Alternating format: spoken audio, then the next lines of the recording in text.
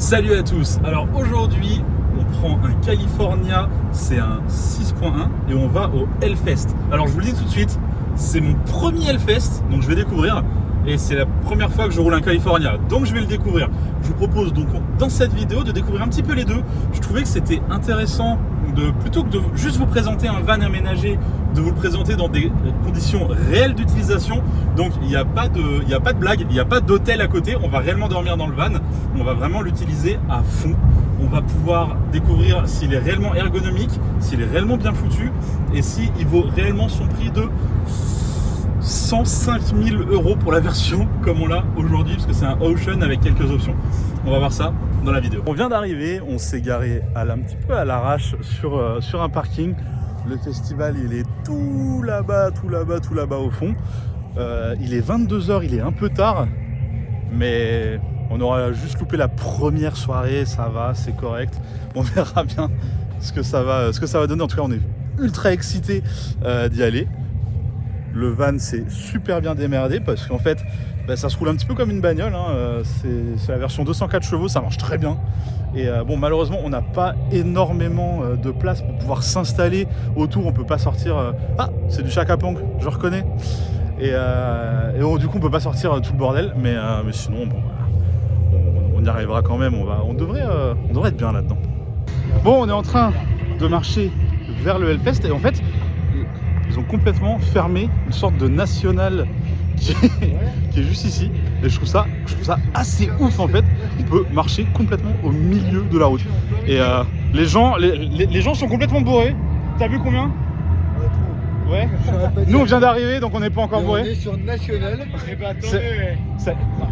Avouez que c'est quand même assez fou de pouvoir marcher au milieu de la route comme ça, quoi. On est sur un pont surtout. C'est vrai qu'on est sur un pont. On se rend pas assez compte, je pense. Et du coup, je pense que l'endroit où on a garé la bagnole, on est super bien placé, beaucoup mieux placé que ce qu'on aurait pu espérer en fait. Après, en arrivant le vendredi soir. Non, on repart pas, c'est fini. On reste là, on habite là, nous. Le premier truc qui nous a choqué en arrivant, c'était avant même de rentrer sur le lieu du festival, c'est les centaines, voire peut-être les milliers de vélos qui sont garés juste avant l'entrée du festival. Et tout est organisé avec des petits panneaux qui indiquent en gros à peu près l'emplacement de votre vélo. C'est là qu'on a commencé à comprendre que l'organisation du Hellfest, c'était un autre délire. On n'était pas prêt à quel point l'organisation est aux petits oignons. Vraiment, j'ai jamais vu ça sur un festival. Évidemment, j'ai pas trop le droit de vous diffuser les concerts et les shows qu'on a été voir, donc je vous laisse juste quelques petites secondes de show pour vous montrer à quoi ça ressemble. C'est de la folie pure. Si vous avez l'occasion d'aller un jour au Hellfest, allez-y. En tout cas, nous, c'était la fin de la première soirée et on allait retourner au van pour passer notre première nuit dans le Californien. Alors, le Hellfest, il est tout là-bas. Et nous, on vient de rentrer, on est là. Donc, on vient de sortir le toit. Et là, on va essayer de sortir les tables et les chaises. Et on va se mettre sur le côté. On va boire une petite bière, une dernière petite bière. Avant d'aller se coucher, on est en train de mettre les petits rideaux. On est bien. On est en forme. On a un petit peu bu, mais il faut pas le dire. Mais oui, franchement, c'est nickel ce toit-là. Je crois que tu peux ouvrir ça. Oui, on peut ouvrir et ça nous fait une sorte de petite fenêtre pour pouvoir se réveiller à la belle étoile. Oui, si tu veux la lumière du matin. Ouais, non, pas fou en vrai. On est pas mal là. Bah ouais, on est bien là. Hein. Je sais que, en fait, là dans la porte. En fait, attends, je vais te montrer un truc. Ouais, dis-moi. Non, mais toi, je vais pas te montrer. Ah, d'accord.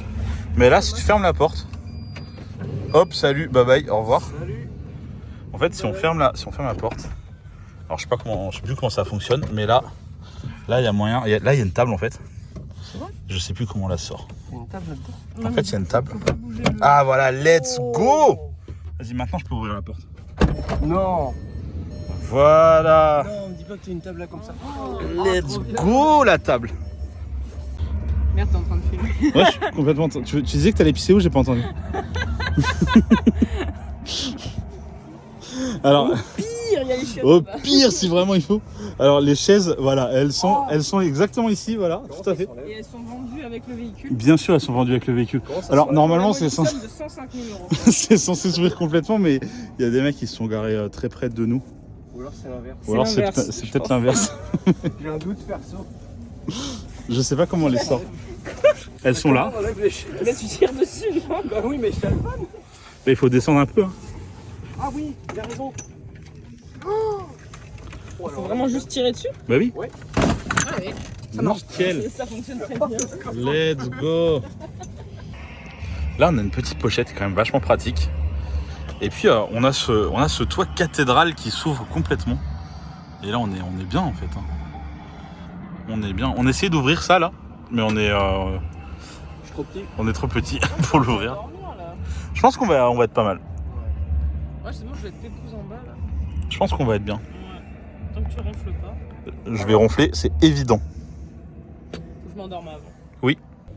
Bon bah voilà, il pleut, on est samedi matin et il pleut de ouf. Bon, il est samedi matin, non, il est samedi midi parce que on a vraiment eu la flemme de sortir de la tente quand on s'est rendu compte qu'il pleuvait.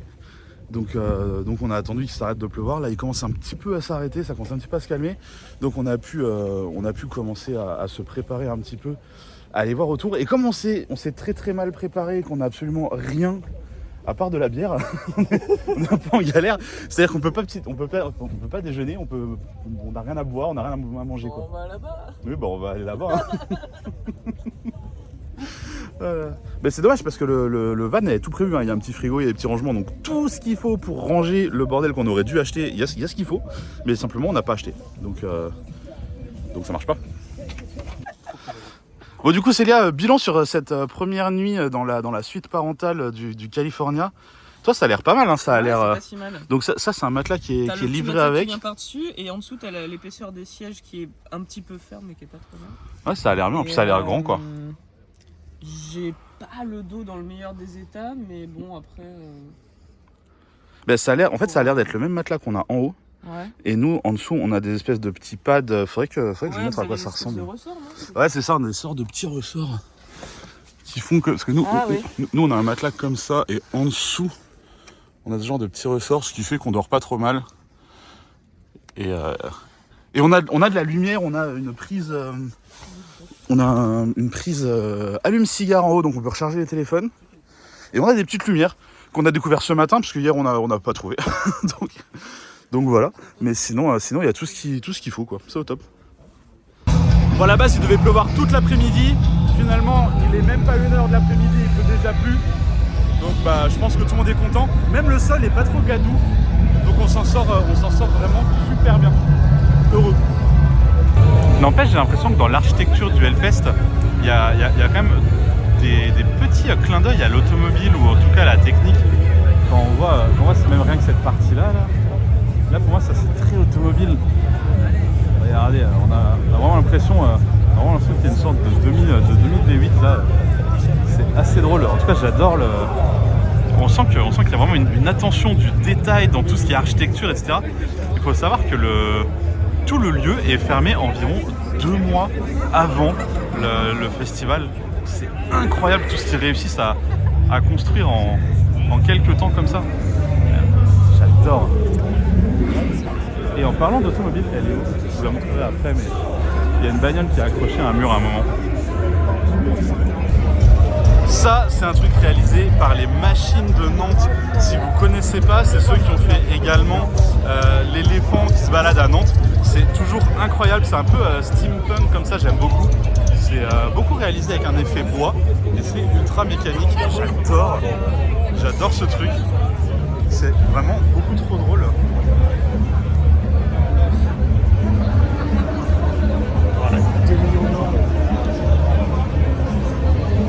J'adore tout ce système hydraulique.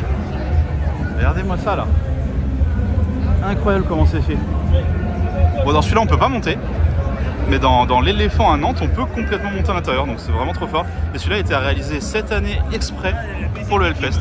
Incroyable. Dimanche matin on revient du Super U. On a été faire quelques petites courses. Du coup on va sortir la deuxième table. Parce que je sais pas si vous en souvenez mais il y a la première table dans la porte. Et il y a une deuxième table ici avec un... Ça c'était mon Red Bull. Tu vas y arriver, tu vas comprendre comment ça marche.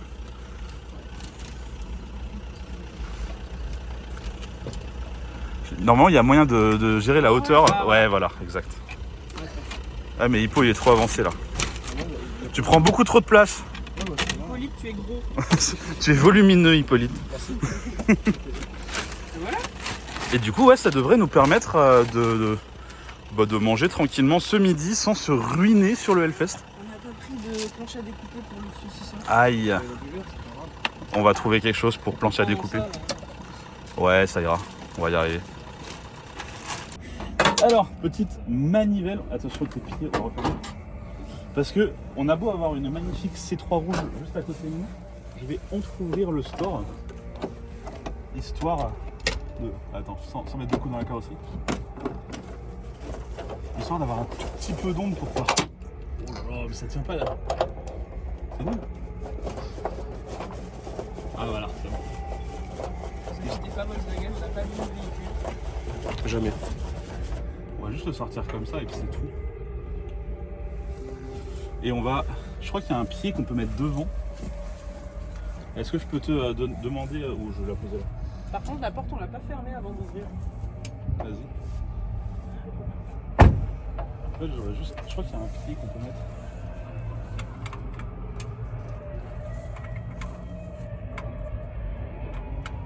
Mais c'est compliqué. Incroyable, j'ai trouvé. OMG. Magnifique. Moi je pense qu'on peut bloquer. Ça bloque pas du tout. Mais c'est de la merde. Ah, ça, ce sera pas dedans, je crois. Ce sera pas dans la vidéo, il me semble. Que j'ai les travers. Ah, il est peut-être un peu trop relevé, je pense. C'est donc ça la vie d'influenceur. Galérer à mettre des trépieds pendant qu'il y a un connard qui te filme. Il est pété, c'est pas possible. Il est vraiment de travers. Il n'y en a pas un deuxième de l'autre côté? Bah si, mais je peux au moins mettre celui-là déjà. Nul. C'est vrai que tu fais un plan séquence sur Laurent qui fait... Ah ça tiens. C'est bon, on a la miniature. C'est ahurissant. L'autre, on va le faire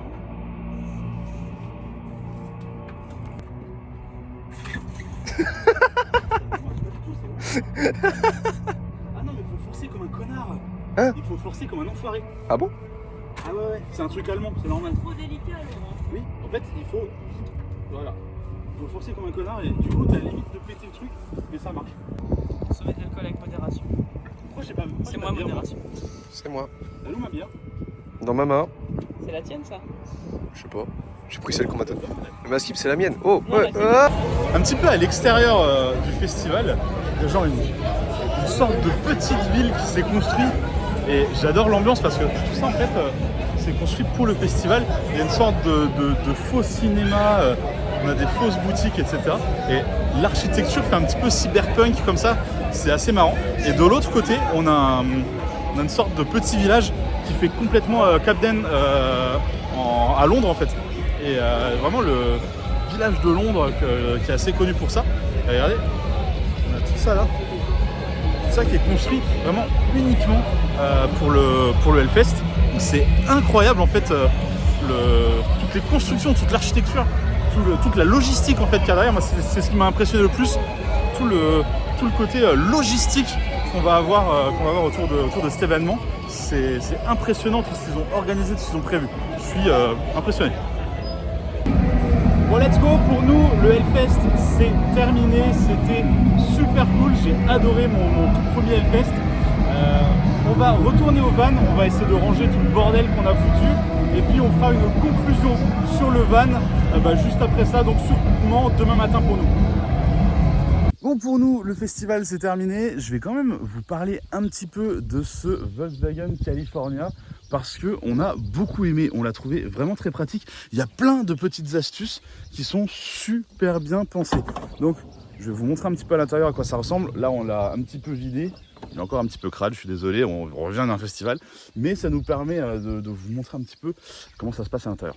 Alors, à l'intérieur de ce California, donc on a toute cette banquette, comme vous avez vu, qui se transforme en lit. C'était transformé jusque maintenant. Et en fait, on a toute cette partie de l'autre côté, avec le petit éclairage d'ambiance comme vous pouvez le voir ici. Et en fait on a plein de rangements. Toutes ces portes là elles sont coulissantes. Voilà. Donc avec tout plein de rangements en dessous. Ça c'est très pratique. On a une table ici qui vient se glisser ici et qui nous permet d'avoir une table par là. On va avoir un petit évier ici avec un réservoir d'eau propre et un réservoir d'eau grise. On a 30 litres d'eau je crois.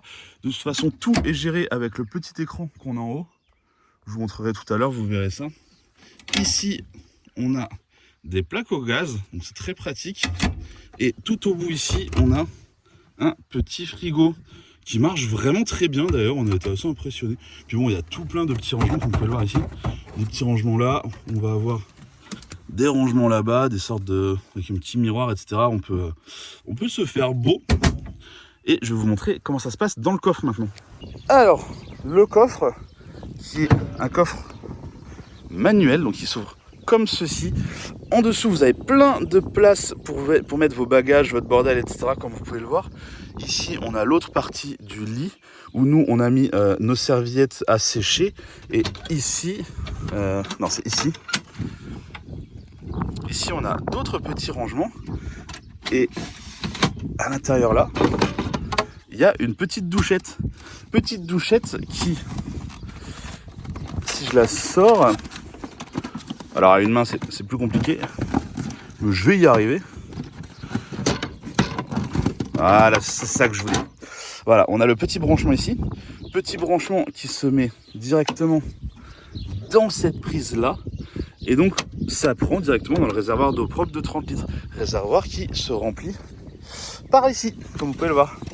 Avec la petite clé. Et ici, bah forcément, on peut se brancher un peu comme un camping-car pour avoir l'électricité, pour pouvoir recharger la batterie qui est dans le véhicule. Alors, pour savoir combien on a d'eau et combien on a d'électricité, tout se passe avec l'écran à l'intérieur. C'est ce que je vous disais au départ. On a un petit écran ici qui vient nous donner toutes les informations du véhicule. Il est ici en partie haute. Alors, comme vous pouvez le voir, on a notre réservoir d'eau propre qui est environ à moitié. On a le réservoir d'eau sale qui est pratiquement vide parce qu'on l'a très peu utilisé. Et on a la batterie de la cabine qui nous dit que dans notre utilisation actuelle, on a plus de 60 heures d'autonomie. Donc là, on est au top. Ensuite, on a pas mal de réglages pour régler notamment le frigo, le toit relevable, le chauffage stationnaire, etc. Alors l'assiette, c'est juste pour savoir quelle est l'inclinaison du véhicule. On n'a pas de suspension pneumatique ou hydraulique pour pouvoir gérer l'assiette. Et on a forcément la recharge max qui permet de faire tourner le moteur thermique à fond pour recharger la batterie en cas de besoin. Du coup voilà, c'était plutôt simple. En termes de poste de conduite, bah, on est sur du Volkswagen, donc c'est plutôt assez classique. On a beaucoup de boutons. Donc moi c'est ce que j'aime aussi dans ce véhicule, c'est que tout est encore par bouton. Quand vous voyez la clim, quand vous voyez les commandes au volant, etc. Tout est par bouton, ça fait peut-être un petit peu archaïque, mais quand on est dans une situation de camping, ça peut être pas mal non plus. Par exemple, autre truc un peu étrange, mais qu'on comprend en situation de camping, on n'a pas d'ouverture sans clé. C'est-à-dire qu'il faut vraiment appuyer sur le bouton pour ouvrir le véhicule, mais finalement c'est logique, parce que si vous laissez les clés à proximité, si vous laissez les clés dans le van, etc., et que bah, du coup ça détecte la clé et que n'importe qui peut ouvrir votre van, bah, ça marche pas quoi. Donc le fait qu'on soit obligé d'appuyer sur le bouton de la clé, moi je trouve pas ça si idiot en fait. Donc voilà, c'était le Volkswagen California en T6.1 finition Ocean avec la magnifique couleur Biton. Si je vous présente ce véhicule, c'est parce que j'avais très envie de voir ce que ça donnait. Mais en réalité, je crois que celui-ci, vous pouvez presque déjà plus l'acheter parce que le T7 vient d'être présenté. Donc, bah, c'est une version comme celui-ci, mais tout en mieux. Et bah, si vous aimez cette vidéo, il y a des chances que je finisse par tester le T7. Peut-être l'année prochaine, peut-être de nouveau Hellfest. Ce serait assez marrant.